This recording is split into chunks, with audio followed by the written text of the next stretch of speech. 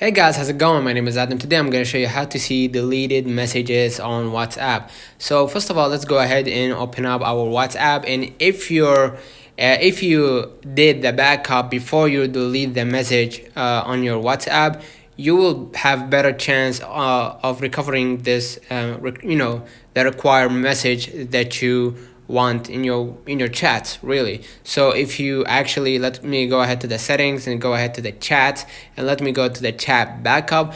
If you did the chat backup before you delete the message, you will have better chance of recovering this recovering this chat or this message, right? So what I'm gonna do in order to do that, if that's the case, I'm gonna just go like to the settings, to the main settings, and what I'm gonna do, I'm gonna just go back to my screen, and I'm gonna just simply just hold right here into the removing the app and confirm that I want to remove the app or the WhatsApp. And basically you're gonna re-download it by just going ahead to your App Store or Google Play, and it will force the WhatsApp to update new features, and eventually you will be able to recover the messages, including the message that you deleted before. Let me know in the comments if this video helped you. Don't forget to like and subscribe, turn on the notification bell to receive every video we upload.